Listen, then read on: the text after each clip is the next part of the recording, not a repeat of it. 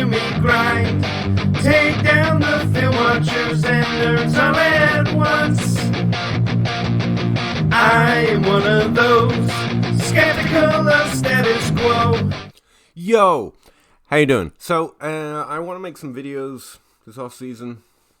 I want to make some videos. That's a statement. And I thought I'd start off just with some explanations for some of the sheets I've got out there. I keep intending for all of them to be kind of perma sheets, or maybe one day ats or some other easily accessible thing, but for right now I still host everything on Google Sheets. It's easy, it's free, everyone kind of likes it. Google Sheets is pretty awesome, and it you don't care, but you can transfer between Google Sheets and Excel really easily. It's pretty cool. So I thought the first one I do for the off season is looking at the NFL database, which you and I worked on heavily in the 2020 season.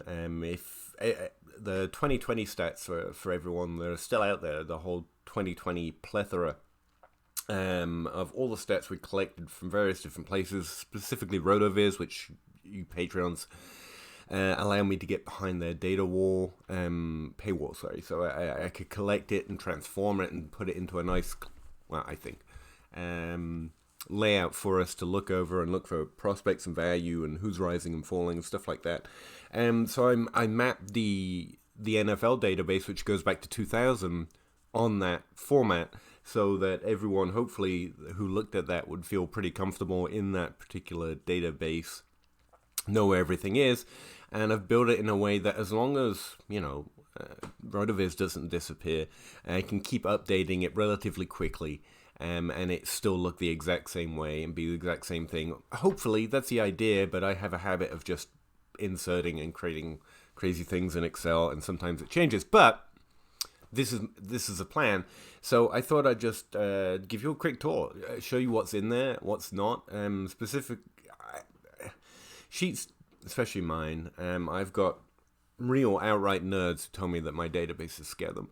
I guess because my mind works a little weirdly. I think this one's relatively simple, but we'll see. I'll show you what's in there so you know what you have access to, what you can go look up anytime. And an example of one of the things I was working on with it, because you have the same data I do, especially for the NFL. This is a seasonal database. I do plan to create a weekly one, and I've always planned to create a weekly one, but weekly has been difficult because it's just so much.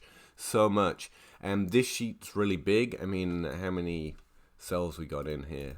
Well, let's do lines. It's got 11,723 lines, and that's just for seasonal. So imagine all of those lines multiplied by 16 weeks of data for every player, and you've kind of got the idea of how big it is. Now, with the 2020 database, I had the weekly and the seasonal long stats next to each other. It might end up being a separate thing for us, just for ease of download and use. Weekly and seasonal data is, but you'd have access to it anyway. We'll see how that goes. If I ever pluck up the courage and find the time to finish that one, I will. But not yet, because I'm deep into rookie data, which is what everyone wants right now. But I did want to talk about this one before I leave it for now, especially since, like I said, I was working in it. So anyway, enough. Let's take a look at it. I'm gonna go. Look at that, fancy. Because there's a lot in here. So what we've got, the data's primarily, at least from RotoViz, although I'm calculating a few things myself. It's got 82 different columns in it, not because that makes it cool or anything, just because, I like to give numbers. Now, some of the underrated columns that you might not look at a lot, but I use a lot when I'm making some of the things some of the things I use for my prospect database, different threshold levels. So if you're looking for what players do on average, sometimes you need to look at good players, and an easy definition of good wide receivers is players who've had at least 2 top 24 seasons, right? And so these columns D to F here actually come in pretty handy, because you can put it in a little clause to say only look up the average for players with 2 in this particular column, or 2 in this particular column for top 12 seasons for running back, or tight end. But anyway, they're probably a little underrated, but they come in handy when you're trying to look for expectations of what a rookie should do or would do, and we'll see a little bit of that later. Obviously, I've got draft data in there. This is draft pick, not draft round, you might notice. You can create, I guess, draft round from it by dividing it by 32 or whatever, and then rounding it up. But RotoViz, well, actually, RotoViz doesn't provide draft pick, but it does have draft pick, so I snatched it from somewhere else and smashed it together. You've got the age they played in this season. So this is Josh Allen's 2020 season. He was 24 during that season. You can also see the draft year, so make sure you don't get the two confused, because I've done that a time or two, and the career year a player plays. So those are just the basic things lined up next to every player's name, as well as, position and the team he was playing for that year. Like I said, it's got everything that I can get, because obviously air yards data doesn't exist before 2009, and the data in 2009 is a little spotty, but from 2000 all the way to 2020, it's fully updated at this point. You can see their position rank. This is based on PPR scoring, so obviously that doesn't matter for quarterbacks, but if you're more interested in standard scoring, for example, that column doesn't exist in here. But if you scan over to the fantasy section, you can see their points in PPR, half-point PPR, standard. You can also see 6-point passing touchdown. The FFPC scoring system is in here, as well as DraftKings scoring and FanDuel scoring. Those two specifically don't exist before, I think it's 2009 again. But, yeah, they're all in there anyway. Alright, so those are the basics. I have what I think are mostly the things I normally look at, or normally spend most of my time looking for, or sorting tables for, to get people answers and stuff, right up the front, and before I break it into little sections like this fantasy section over here I just showed you. So opportunity score is something I think Player Profiler calculates. But also Dave Wilson, or FS Spaceman on Twitter, he was calculating and writing an article every week in the 2020 season about opportunity score, and it made me interested in it. I've calculated it slightly differently. He was doing it specifically for running backs, so it was targets, positional targets, and team rushing attempts minus QB attempts, and then the player's total touches divided by that number. I did it all position specific, so it's position rushing attempts and position targets, divided by the team's position targets, position rushing attempts. So it gives you an idea of the volume at their position that they were co-opting, in terms of raw touches for the team. Dominator is the same thing that Player Profile has been calculating for a while, but this is a year-to-year calculation, so it's a percentage of the team's receiving yards and touchdowns that they received that year. So again, we're in the quarterback section right now, so most of the numbers don't look great for Dominator, since it's more of a specifically a receiving stat, not something I find particularly relevant for running backs either, but I've got a tab in here to show you something of what to think about some of the stats. If you've never seen them before, and never looked at stats a lot, and never had access to a database before, what does any of this mean, which ones matter? I've got a tab kind of give you a baseline understanding of what's important and what's good, but we'll get there. Obviously points per game, also based on PPR. Yards per team pass attempt, or yards per team attempt actually, is this blue column. I've got it highlighted, one because it's new, and two because I'm using it a lot lately. I find it interesting. As you see in the note here, it's yards per team pass attempt per game. I'm calculating on a per game basis because I find that to be fine as an adjustment, and also meant I could backdate it without weekly data for everyone. So what I do is I calculate team attempts per game for that season, or for that season to that point if the season isn't completed. Obviously all seasons are completed right now, so it's not relevant. And then player yards per game, and then I divide players yards per game by teams attempts per game, and that gives you players yards per team pass attempts on a per game basis.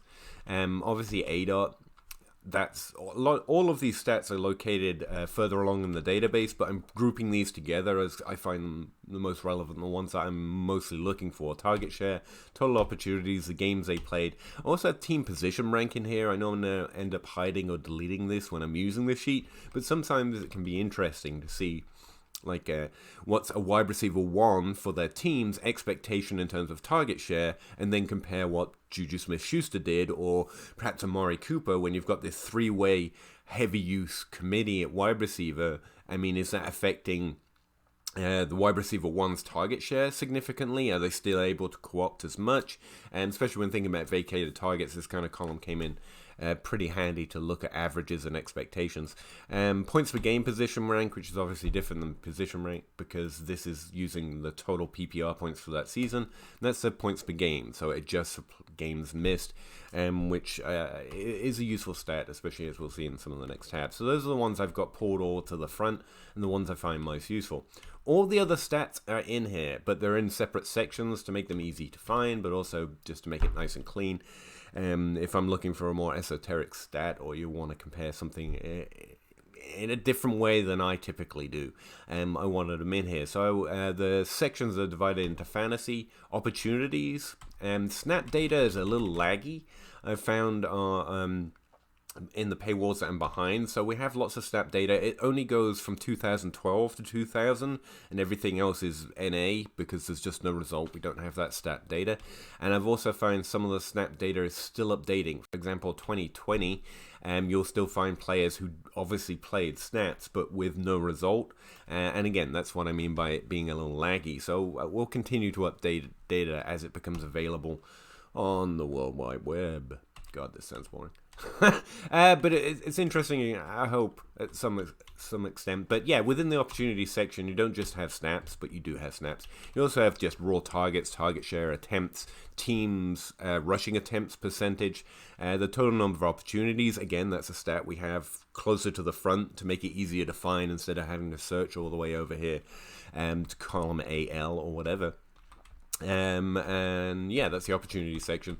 You also have, what is this section? This is a passing section, so all the stats relating to the passing game are in here for, again, this player in this year. So we're still looking at Josh Allen in Buffalo as a quarterback in 2000, and you can see his pass season in that line in 2019, for example. So you can see their passing yards, passing attempts, completion percentage, their total passing touchdowns, and those are specifically passing touchdowns. That's why it's grouped under that section.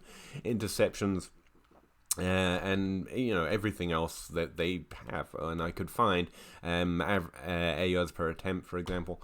As far as it relates to the passing game, you then have one for expected points, which is specifically a RotoViz model. I do not have the formula for. I don't know how they're calculating expected points models. I can tell you how they work and what they do, but I don't know this formula. This is specifically all for that expected points is from RotoViz. It's fairly good from what I found as an expected points model. It's different than NFL expected points, which is something in-game. It's to do with NFL points. This is an expected fantasy points model. It's actually pretty good, but again, I'm going to save what's good and what's bad until I look at one of the other tabs I've decided to start including for you all. But yeah, you've got rushing expected points, passing expected points, and receiving expected points. The points a players expected if they perform on an average basis with the touches they gained in all three phases of the game. Now, EP and FPOE, these are all of those summed together. So expected points is their total volume, and expected points is very much a volume metric. I'm not going to explain every damn stat. You probably know if you're looking at a database at this point, but just in case. And there is a glossary of terms in there, just in case I don't cover any and you're wondering. There's literally a glossary tab that has a name, the abbreviation, and then exactly what it is written out next to it. Hopefully that'll be helpful. Or, DM me or at me on Twitter, and I'll be happy to explain anything that I know how to. But fantasy FPOE, weird ass initialism here, but it's fantasy points over expected. So essentially, EP is a volume metric. How much volume were they getting in terms of fantasy points? And fantasy points over expected, or FPOE, is how efficient they were. So were they scoring more or less than expected on that opportunity? And of course, you got that again for passing, rushing, and receiving. The next section is rushing. So, for example, this is specifically how many rushing touchdowns Josh Allen got and how many rushing yards he got in 2020. Yards per carry, which is trash, but there it is. Rushing TD percentage, so the touchdown percentage, touchdown per attempt, specifically in terms of the rushing game. So Hopefully that's relatively fun walls as well, I guess. This is the receiving section, I believe. Yeah, so here, this is where you'll find air yards if you're looking to dig into more specifically. Obviously, you've got targets, receptions, yards, receiving touchdowns, receiving touchdown percentage, yards per reception, yards per target, target share, which again was hosted earlier, air yards per target. Air yards per target, by the way, is another word for ADOT, which I have earlier in the sheet literally listed as ADOT, just to make it clear. But few people refer to it that way, but it's intellectually the exact same thing. Obviously, the number of air yards you get per target is your average depth of target. Okay. Yards per catch, specifically, instead of yards per carry. Racer. Again, not going to explain every stat. This is an air yard stat originally created by Josh Hermsmeyer from airyards.com, which is receiver air conversion ratio. Just a fun initialism. But essentially, it's how efficient you were on the air yards that you were given. Racer is actually a pretty good efficiency stat, and one worth, well, everything's worth paying attention to at some point, but Racer is good. It's still not predictive, not sticky, and again, I'll get to that. Whopper is probably one of the best volume metrics, especially in terms of the receiving game, that exist. And again, that's originally a Josh Hermsmeyer site from airyards.com. Air yards after catch is the air yards plus yards after catch. Obviously, so that's the total receiving yards, weirdly enough. Anyway, so what was I going to show you? I just remembered a touchdown stat that I didn't mention that I calculate myself, and it's up here at the front. It's touchdown rate, but yards per touchdown. It's actually relatively useful compared to much touchdown stats in that players operate within a range really between 1 and 200 yards per touchdown, and pretty much everyone regresses into that range eventually, at least through their career or through, even if not through an individual season, because players can just have phenomenally touchdown heavy productive seasons, so that can happen. But it's interesting to look at in terms of regression, because it's a stat that regresses pretty much universally, eventually at least. And Adam Harmstead really put me onto it as something that you should really track and always look at, because it's not maybe as good, like as Josh Hermsmeyer's air yards model is probably the best at predicting regression. But if you're looking for just a quick look reference of what regression is due eventually, then yards per touchdown is it, really. Now, if you want to look year over year, then you should really look at the player's average. This is specifically the season's touchdown rate. So Aaron Rodgers was scoring way too many touchdowns for the number of yards he was producing in the passing and rushing game and receiving game, with 86 yards per touchdown. You should not expect that to continue, but then you talk about the player's average. Aaron Rodgers is, through his career, typically very efficient at touchdowns, but by the end of his career, we expect it to regress into that 1 to 200 range. Now, the range itself is different by position. You could create that using the data, using an average formula if you're interested, but mostly I just understand that basic range of 1 to 200 and see if a player is over or under, and gives me a pretty good idea of whether the touchdowns are too high or too low. Alright, so the other tab that I'm going to point out next is the team tab. The team tab literally has all those teams. So all this data actually technically exists in the player tab that I just showed you, but I've summed it and averaged it in terms of the team for that year. And again, it goes all the way from 2000 to 2020. Important to note that we're using the new terms, so there's no Houston Oilers in here, there's no Oakland Raiders, it's now Las Vegas. So the abbreviation is LV for Las Vegas at this point. And so even, back in 2000, the Raiders will be called LV, or 2001 in this case, instead of, I think it was Oakland in 2001, right?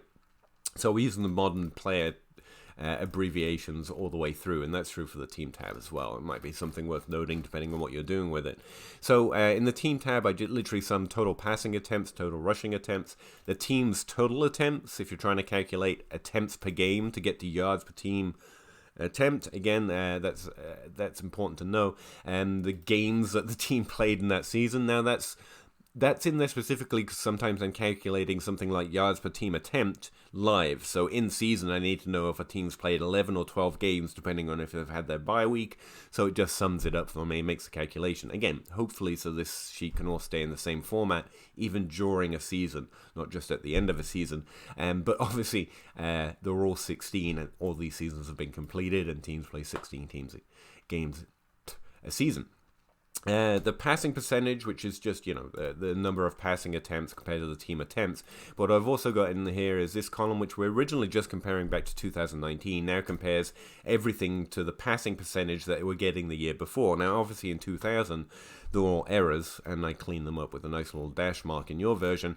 But after that, because there's no 1999 season in here, so it doesn't know what that season is, so it just returned an error. But you can see here Arizona was passing 5% less in 2001 compared to 2000. Why would we need to know that? I don't know, but it was there, so I did it. You can also see the total air yards, which doesn't kick in until 2000, obviously. 2009, because that's when air yards starts to track. So where's 2009? There it is. So you can see the total air yards that a team threw for in 2009. You can also see the expected points per position. So how many expected points per game were they giving to running back, wide receiver, tight end? It's one of my favorite ways of looking at how useful or how valuable a team was in a particular season for fantasy that year. Because that's basically the total volume going to that position on a per team basis. So it's an interesting way of breaking down the team. And again, you've got since the expected points formula goes all the way back to 2000, you've literally got a 20-year history of exactly that stat. So you could test or look at 2019 and what happened in 2020 and how it changed and whether it's sticky or useful for predicting 2021, for example. You've also got the total expected points and total fantasy points over expected. Again, I explained those numbers a little earlier, but this isn't a whole complete for the team type thing. I also did it breaking it down by the receiving expected points and rushing expected points. Why would you need to know these things? I don't know, but they're all there, so I could do it, so I did it.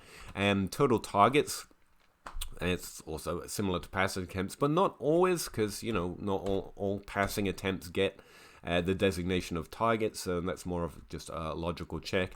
And also by putting that column right there, I could do target share averages pretty easily. So I did that just to make it easier for myself, to be clear. You can also do the target percentage per position in every year since 2000. So Tampa Bay apparently targeted the running back 24.95% of the time in, 2009, targeted the wide receiver 53% of the time, and so on and so forth for every player. And again, air yards don't kick in until 2009, and so you see the total air yards that the team threw for listed here towards the end of the sheet. And then I broke down the percentage of air yards going to each position. Now, this is not a fair way of looking at running back, just to be clear. Running backs get so many targets behind the line of scrimmage that air yards don't actually represent much of their receiving usage, but wide receiver and tight end is slightly more useful. But again, maybe you'll find more utility in it. I could do it, so I did it. And that's percentage going to each position for that team in that year in terms of total air yards. So this is a team tab, a history of what teams have done and how sticky it is if you wanted to test that. The next thing I literally recently put in here, it was yesterday I think it was, is this RSQ tab. So you don't know stats, or you're not that familiar, or you know stats, but what the hell is all this stuff? And especially what is expected points. So what I did is create a quick R squared matrix, and you've probably seen them. If you're aware of my Patreon, you've probably definitely seen enough nerds posting something like this on Twitter. Essentially, I'm testing the R squared, which is a way of testing how much one number explains another, not predicts, but explains another, from year 1 or year n to year n plus 1. So how sticky a stat is. So for example, target share for quarterbacks this year predicts the target share for quarterbacks, or explains the target share for quarterbacks next year 0.02% of the time. And really, you can put it in percentages. I've just left it in decimals because that's a typical way R squared is represented. You don't have to do that, but there you go. So what does that do? Well, what does that mean? Well, you can also compare it to how all the other stats predict quarterback points per game next year. Not all the stats, but just those first 9 that I have at the front of the sheet. Because again, I find them the most often looked for or interesting to look at for evaluating players. Not the only, but the ones I most commonly look at. So you can see that 0.02 is trash. 100 or 100% or 1.0 would be perfect. It perfectly explains the next number. NFL stats don't ever get near the 75% threshold, which is really what most statistical things like to get towards. They never get anywhere near that. And you can see the highest result we have in here at all is 0.54, and that's opportunity score, explaining opportunity score the next season. So anyway, I've got how well those stats explain the variance the following year for every position in terms of points per game than expected points, because those are the things we're really trying to predict. How many points players are trying to get and what their volume they're going to get the next season. We want to know their volume next season. We want to know how many points they're getting. And these are the stats that tell you the most of what they're going to do next season, essentially. So if you're interested in running backs, you can see the best single stat out of these 9 for explaining what their points per game is going to be next year is look at their points per game in terms of PPR. And that's the highest result. It's less than 50%, but it's the highest result we've got. And you can also see yards per team attempt per game is pretty much just as good, which is interesting. There are more tests you can do than R squared, but this is, I think, the one we're most familiar with and we talk about the most often these days. And so you can talk about the distribution of the way they produce those stats. And, yards per team attempt per game is a lot more volatile, I would say, on a week-to-week basis, whereas points per game is a little more stable. But overall, from season to season, they're both going to tell you about as much as what a player is going to do at the running back position the following season. Now, if you're really nerdy, you'll be interested in what sample size I'm using, and so I wrote that in the top box up here. I'm using all players from every position that had at least 30 touches and played in 5 games. So the idea is that they were healthy enough to touch the ball enough, or as much as they were pretty much going to on a per-game basis. So it's a very broad sample size. I'm not looking at just top 24 players or just top 12 players. You could do that, and they would produce different results, and maybe different stats are more useful for players that are actually productive. That's a fair question, but I wanted to stay broad just to give you an idea of when you're looking at the whole database over here, what do any of these stats tell you? Well, on a very linear basis, R squared tells you what these stats tell you, in terms of what they tell you for points per game next year, what they tell you for volume or expected points per game next year. And you can see that yards per team attempt and points per game are pretty much test the best for every position in terms of how well it's going to explain the following season. But also expected points per game is a really good stat for seeing what a player should do the following season. But whether all under 50%, again, that's the variance of the NFL season, from injuries to players underperforming and disappointing or arcing off their career arc or whatever it is. There's a lot of explanation left to do. No stat tells us everything or even 50% of what's going to happen. You have to combine them just to get slightly over 50%, would be the way I'd see it. This last section over here is how well each of these stats explain themselves the following season. So target share, you can see, is relatively sticky for quarterbacks, it's relatively sticky for running backs, wide receivers, and tight ends.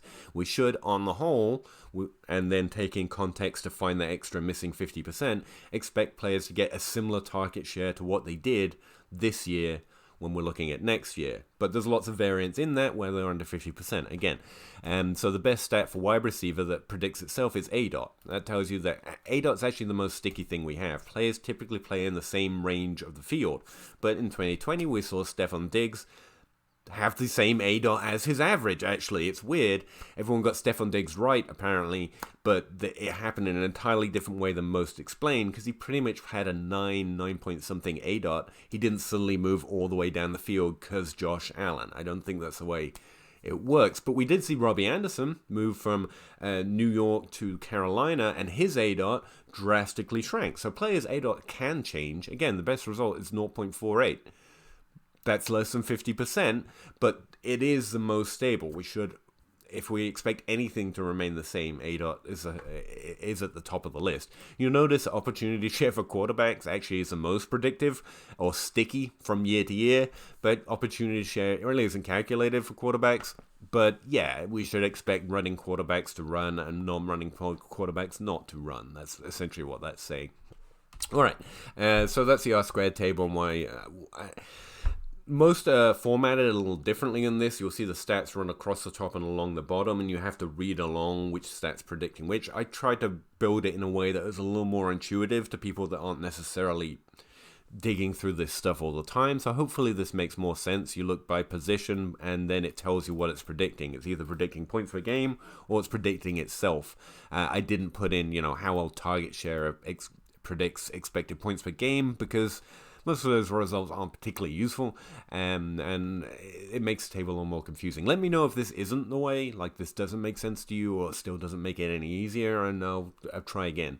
But this required writing each individual cell's formula separately. Why it's formatted that way is because you can write the formula once and then drag it across and drag it down, and it pretty much does the work for you. But I wanted to reformat it. And am I looking for some sympathy and maybe some credit for doing that for you guys? Nah. A little bit, but not really. I mean, I wanted to see it this way as well, so I built it that way. Alright, the last tab I've got in here is probably the one most subject to change because I keep finding it. And I've actually changed this if you haven't looked at it recently, because I put in a new threshold, and I also put in a second line for looking up individual players. So what is it? It's called career production, and essentially you can pick the position up here. Here I've got it set to wide receiver. You can pick the year range, so here I've got it set to since 2009. And what it does is it looks up the average for players in each career year at that position since that date. You can also select the draft round, so only players that are drafted in the first 3 rounds, for example, is currently what it's set to.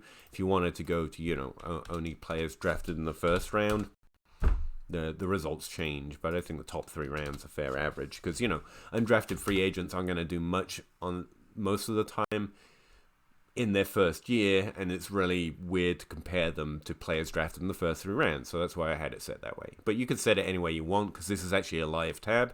Currently I have set to wide receivers, like I said, who have at least 2 or more top 24 seasons, and then this is the average of what they did across those main stats that I was just talking about in each year. So year 1, year 2, year 3, year 4, this is their average if they're going to, or have so far currently since 2009, drafted in the first 3 rounds, had 2 top 24 seasons. So basically it's giving you realistic expectation for what to expect from rookies, and a kind of look at career arc as careers age. So yeah, that's what that is. You could also, I also just put this tab in here, this section in here, so you can decide top 12 seasons. So at least 2 top 24 seasons and 1 top 12 season. The reason I did that is because I want you to be able to switch to running back, and with running back, you're not really interested in the top 24 threshold. We're interested in if they've had multiple or singular top 12 seasons. That's what we want on running back. So again, drafted in the first 3 rounds since 2009, and this is the average for those players. Now, these 2 lines right here are if you want to compare players directly and having to flip back and forth, like what was the player's stats?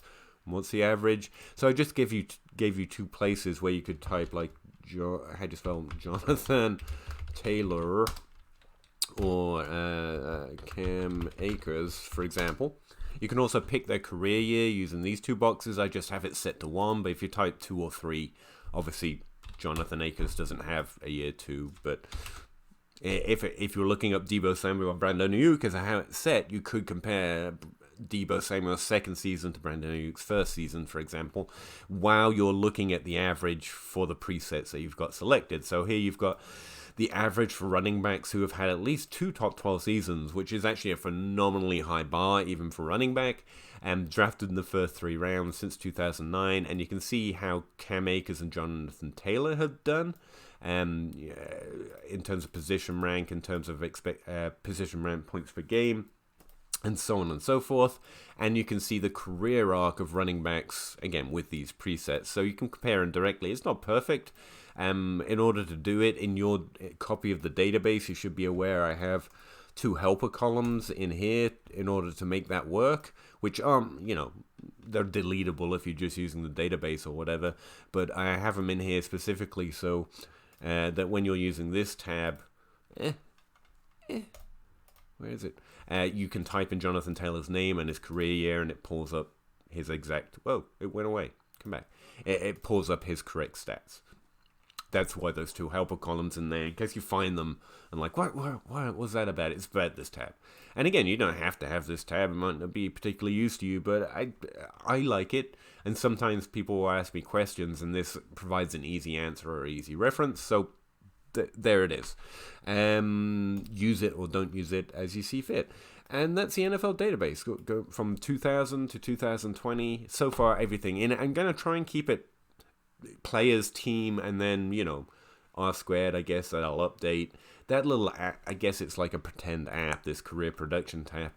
I don't know, if no one finds use for it, or there's something more useful, I can replace it. But I really want to keep it fairly simple. Teams, players. I don't want to fill it full of tabs, so everyone that looks at it's like, this isn't it. I don't like this. I'm not interested in doing this at all. I don't. So I'm trying to keep it simple. But yeah, let me know if there's something to add, or a column to add, or a little tab that I can create that would be useful to you. Anytime. At Pahowdy on Twitter. If you found this video, you probably watched it from Patreon, so you know how to contact me. But yeah, that's where I'm at. I write for DLF or dynastyleaguefootball.com. Do projections for people and a whole bunch of other stuff. I forgot to do all that at the start because I'm not great at this. But I made this thing. That's pretty cool, I guess. Anyway, I hope that's of some use. Hopefully, especially, I try to get people interested in stats. You don't have to become a nerd, but just if you're interested in just looking up a number, because all the nerds keep talking about it, and then you can look at it over here. And so I thought it best to give you some sort of little tour, so you know how to find it, whatever it happens to be at the time, where it is, and a brief idea of what I think about it. So getting out of here. This was a longer video than I planned, and my mouth has gone all fuzzy, so I'm leaving. Thanks again. I love patrons. All of you, even the ones that delete or are just in there for the free content, which is most of it, to be fair, I'll admit. But this I've got behind my tiny Patreon paywall, so, for my heroes. Appreciate it. I'm out of here. See you next time. Bye, and thanks again. Do you have the time to listen to me grind? Take down the film watchers and nerds all at once.